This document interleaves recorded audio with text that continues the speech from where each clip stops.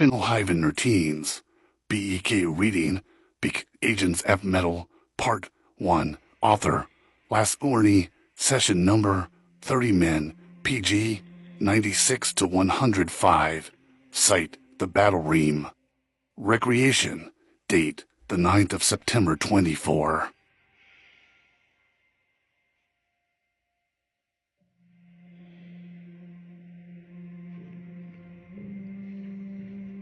Agents of Metal, Part 1, Chapter 13, page 96. Fortunately, the ground floor entrance code was still valid. Ian had last visited Lucas perhaps 2 months ago. It had been a brief visit, and they had went on to some bar as usual. He stepped inside. The 8th-floor residential building in the downtown was quiet and dark. Ian trod carefully, trying to keep the noise to a minimum.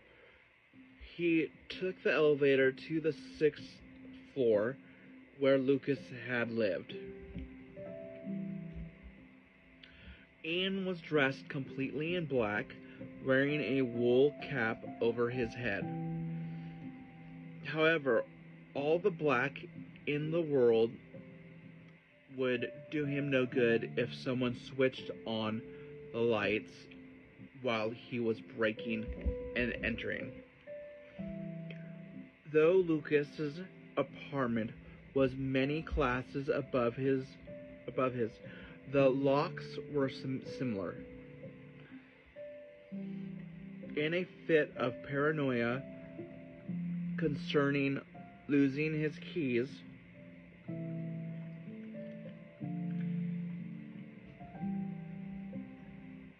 Ian had prepared a bump key, which had all the teeth filed down in a specific way.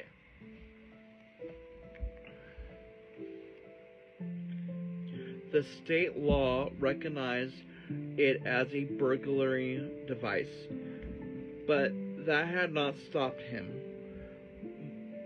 When inserted into a lock, short of the final notch, and then bumped in with force, it would jiggle the pins clear of the lock cylinder, and if luck and right timing were with you, the cylinder would turn and the lock would open. Just for fun, Ian and Lucas had tested the key on their respective doors.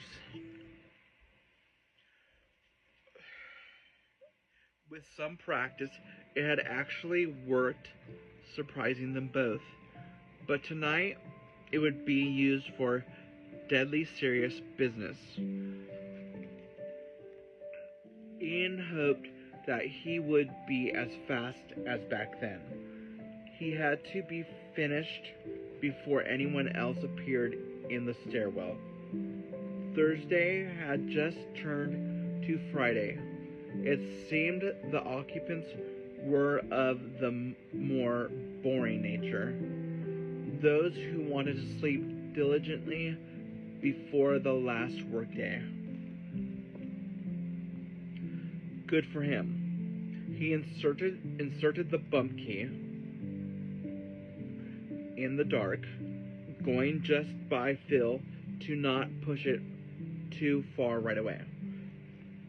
Then he pushed and twisted the key hard. The brief metallic noise echoed rather nastily in the stairwell. Fell. The lock did not open. Ian pulled the key out, ready to repeat the procedure. Next to him, the elevator woke up to life. It started going down. Someone was coming. His heart seemed to jump up to his throat. The next thing he knew, the stairwell lights came on. Damn. He fumbled with the key and dropped it. It bounced on the floor, stopping just short of the stairs. He knelt rapidly and picked it up. Time was running out. He could not afford to fail again. The key went into the lock again, short of the final notch. In the light, it was somewhat easier. Sharp push and twist. The noise was louder this time. Even with the elevator still running, it felt loud enough to wake the whole building up. Submerged in desperation, Ian did not realize right away that the cylinder had turned. When he did, he twisted the key some more and the latch opened fully. Quickly, he pulled the door open and stepped in. Then he closed it behind him with intense concentration, keeping tension on the inside doorknob so as to make zero noise. It did not entirely succeed, but the sound of the door closing was not much louder than the noise of using the bump key in the first place. There he was, inside the dark confines of Lucas's apartment. To be honest, Ian had no idea what he should be looking for. With gloved hands, he flicked on his flashlight, and yet it played around the two-room apartment. Compared to his, it was neat and clean. Almost too much so. Like he recalled, there was not much in the way of furniture, a bed, some armchairs, and a rather large TV. Propped up against the bed was a black briefcase. It had a combination lock. Ian knew he was not respecting his dead friend very much. In fact, it was terrible desecration. But the briefcase just had to be opened. He wondered whether he should open it here or take it to his own home. How long would it take to open one? Certainly, if he had to go with brute force, it would make noise. At his home, weird noises were commonplace throughout the night. No one ever complained. Plus, spending even 1 second more than necessary in this foreign place meant more risk. Of course, smuggling the briefcase out was not entirely risk-free. Under his jacket, it would make a ridiculous bulge, and the sight of a black-clad man with long hair and a wool cap carrying it around would not be free of suspicions either.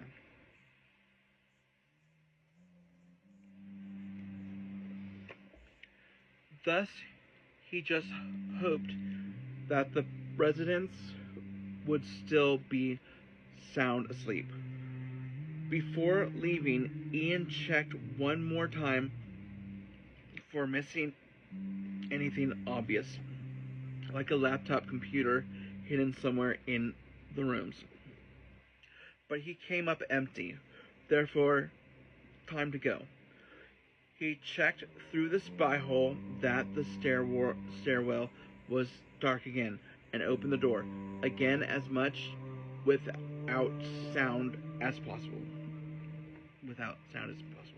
The red LED display next to the elevator read 4. going by tactile sense. He found the call button and pressed it, prepared for the torturous weight of the elevator ascending 2 floors.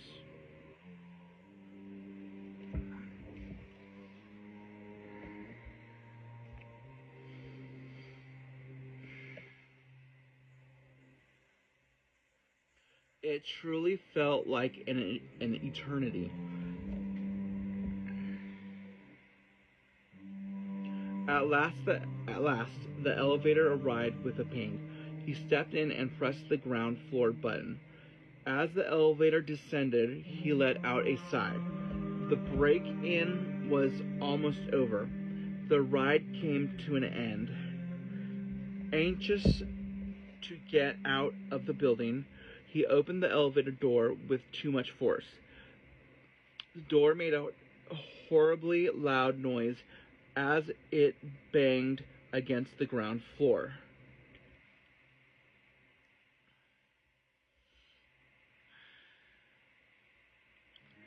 But it did not matter anymore. A few quick steps and he was already out on the street, carrying the briefcase that possibly held who knows what secrets. Ian certainly hoped those secrets would explain the death of Lucas. Of course, Ian was already prepared for a heavy disappointment. It could just as well hold completely boring work-related documents. It could just be as well hold completely boring work-related documents. He hopped onto a bus and rode home. It was true. The bus driver recognized him later, but walking all the way at this time of the night would have carried the much greater risk of getting mugged. It was a madness-inducing thought. Losing the briefcase this close would practically have necessitated suicide, or at least hurting himself very badly. Thankfully, the ride and the short walk to his apartment were both uneventful. Sleep could wait. The mystery of the briefcase had to be cracked the very same night. Owing to his paranoia, Ian began his task with only a small tabletop lamp lighting up the immediate work area. His gloves were still on, and the curtains were drawn. Instead of caution, he went straight for the violent approach and prepared himself with a large screwdriver, a chisel, and hammer. However, the first strike between the lid halves made him realize that the noise was just too loud, too clear. It was not a problem in itself, but everyone still awake in the house would hear that he was doing something unusual. Therefore, he needed background music. From a drawer that had not been opened in many months, he found the perfect piece for the occasion. A tape containing D-Side's first album. Grinning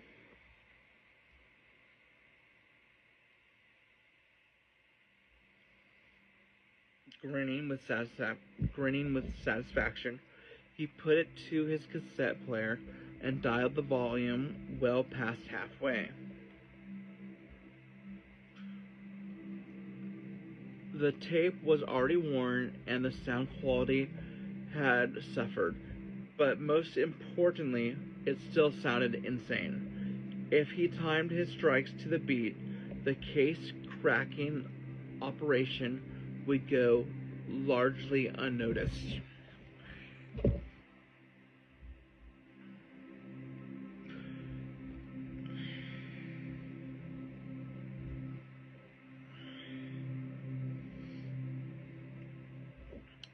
Ian dug deep and hard with the chisel and hammered without remorse.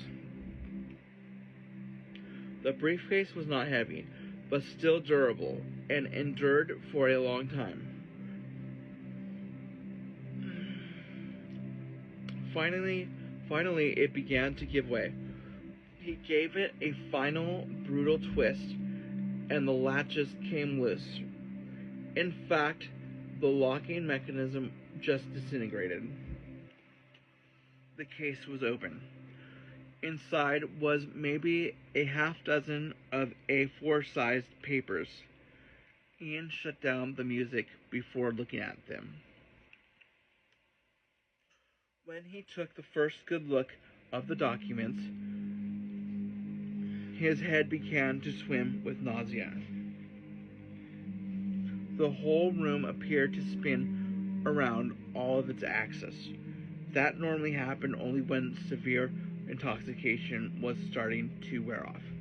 But now he was most certainly sober. On each of the papers there was a black symbol that drilled deep into his subconscious,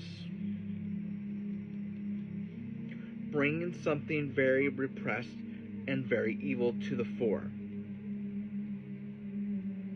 It was an equilateral triangle with a thick outline. Inside was a circle of equal thickness and a solid black sphere in the very middle.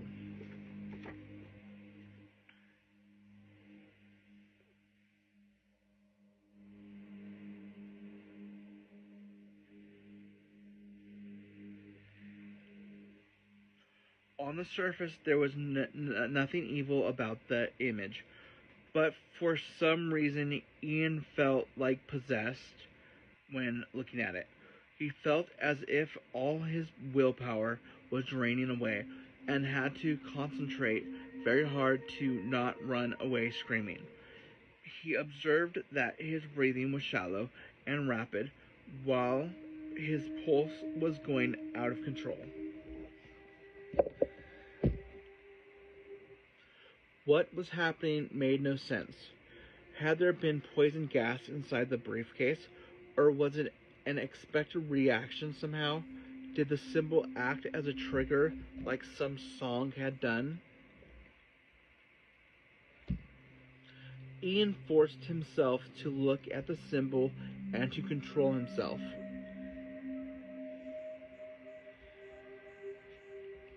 Unknown, nameless horrors screamed like banshees at him from the hidden depths of his brain, but he kept his stare fixed.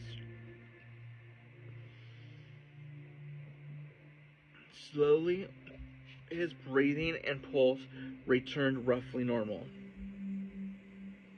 Even then, his heart kept skipping a beat once in a while, which worried him.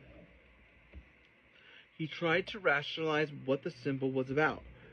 With some imagination, it could be an abstract version of the eye of the eye in the pyramid.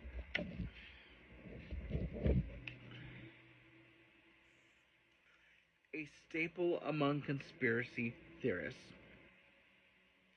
The eye had its more mundane uses too, like inclusion on the $1 bill. Was this about Freemasons or even the Illuminati then? Had Lucas stolen their classified documents and got himself killed? That was too easy, too unsatisfying. To get his mind off the symbol, Ian decided to focus on the text. There still was the nausea, although less severe, and the irrational and fears creeping up to his consciousness.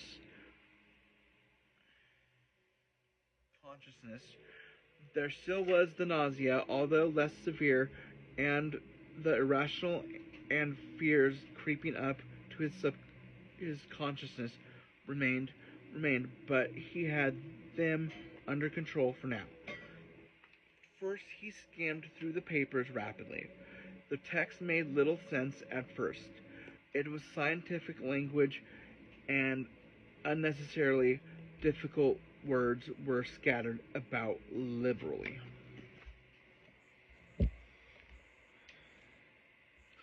However, like with the symbol, he forced himself to focus, and little by little it started to make sense. It was about a testing procedure for human physiological and psychological responses to stimuli known as NORDs.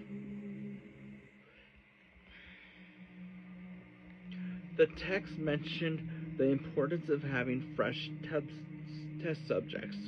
The test battery would not be reliable if repeated on the same person.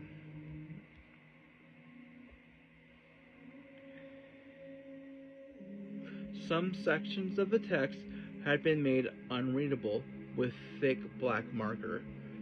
That could mean only one thing. The documents were classified, and the copy at hand had been meant for someone who did not possess full clearance. However, the papers did not seem like they had come from any government agency. Declassified CA or NSA documents, for instance, had a certain formatting. So that did point in the direction of an external clandestine entity, like the Illuminati. Ian could feel the call of madness, the call of conspiracies haunting him. What was he getting into?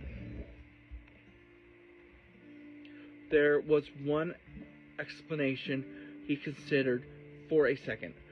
It could have been an elaborate but harmless and stupid prank. Maybe Lucas had planned to unload the documents on some unsuspecting co-worker and scare him or her stiff. But the symbol and its effect, then? That did not fit at all.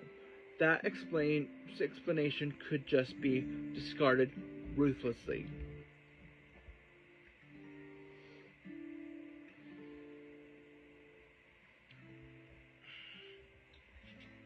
Finding the briefcase and the documents had just opened up more questions instead of answering any. Even the origin of the documents, or whether Lucas had been killed because of them, paled in comparison to the most pressing one of Ian's mind. How did Lucas have such documents in his possession? It appeared that in the end, Ian knew very little of his deceased best friend, of what he had truly been doing in his life. It now made perfect sense that Lucas had only told about his work in very vague terms. In lack of better words, he had been a man of secrets. Somehow, it cast a dark shadow over his memory. There was one final explanation. What if the documents had been planted at Lucas's apartment after his death? If it had been expected that Ian would break in and find them,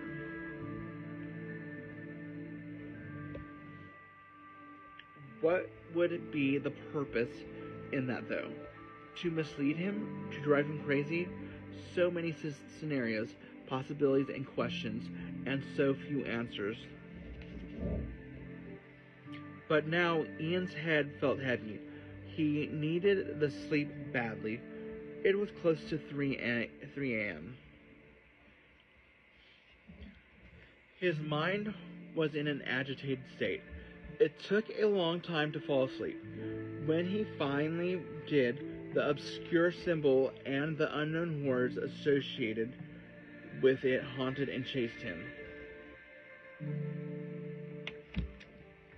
He woke up in a sweat at 5 a.m. and was not sure if he ever wanted to dream again. However, after half an hour, sleep mercifully claimed him again, and this time there were no more nightmares until the waking nightmare of the alarm clock ringing and having to get up.